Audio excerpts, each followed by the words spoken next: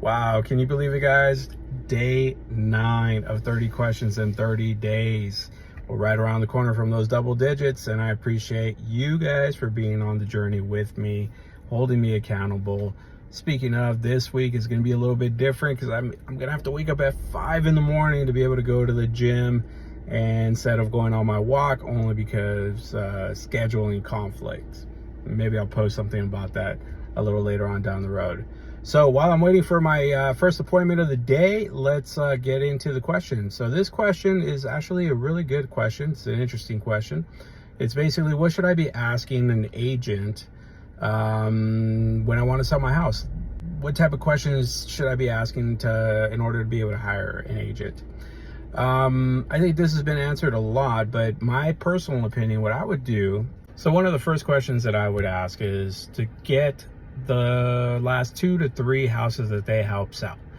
Get the addresses, jump on Google, type in the address, and go onto your favorite site, whether it's Zillow, Realtor.com, Redfin, Trulia, so on and so on and so on.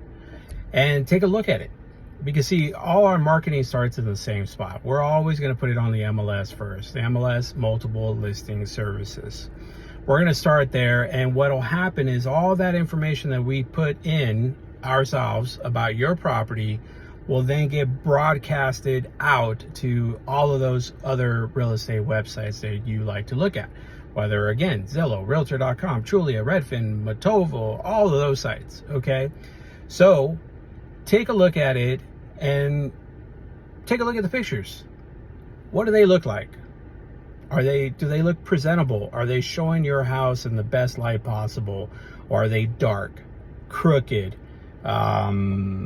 portrait versus landscape? You know, portrait, vertical is great for social media, but for that data, they should always be portrait. So how do those pictures look? Are they presenting your house in the best light possible? Now take a look at the description. What are they doing with that description? Are they basic? Are they putting 3-bedroom, 2-bath house for sale, nice area? Is that really helping? Or are they really taking the time to point out all the benefits of your property, to make you love your property again, to be able to express what you love about your property in those 1,000 to 2,000 characters that they have available? Are they doing that? Because I'll tell you this much, if your agent is basic and simple and cheap, then they're not really going to take the time. They don't understand benefits versus features, what sells and what tells. And if they're not going to take the time to take the right pictures, to even understand, hey, don't face the camera at the window with all the sunlight coming in because it's going to make your picture look dark. If they're not even going to take the time to do that, then you probably want to look at another agent. The other thing that I would consider is asking them how long have they been in the business, and have they been working full-time or part-time. If they've been working in the business, I would say for at least 5 years and it's full-time, then they should have a good understanding of what needs to be done in order to be able to get your house sold. Now, don't get me wrong. This is that even with the 5 years of experience, they still may not be that great of an agent, but at least that kind of gives you an idea of where you should start. The other thing to consider is when you hire an agent, you're not hiring them to help you sell your house. Okay, houses sell themselves. You're hiring an agent to negotiate. And if you don't have an agent that knows how to negotiate, you're in trouble. When I'm on the other side, when I'm representing the buyer and I have the offer for your client, for you and your house, I'm gonna tell you this much, I'm gonna negotiate the heck out of that deal, and I'm gonna make sure that my client walks away happy.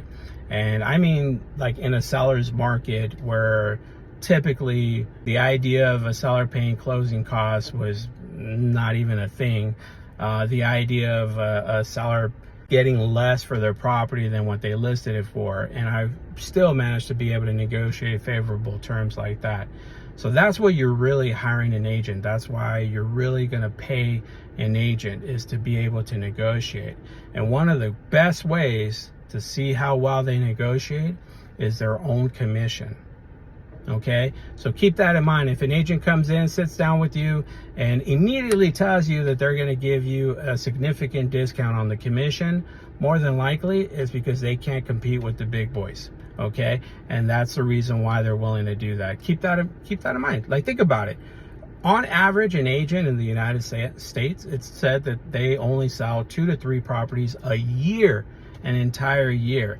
And if their first thing with you when they sit down about your house is to tell you how much of a discount they're going to give you in their commission, that's kind of a scary, right? Because if they're not willing to negotiate for themselves in order to be able to feed their family, what makes you think they're going to do a great job of negotiating for you? Especially if I'm on the other side of that table. With that being said, is there times where you're going to give a client a discount? Absolutely, definitely, 100%. The question is this the appropriate time for that discount?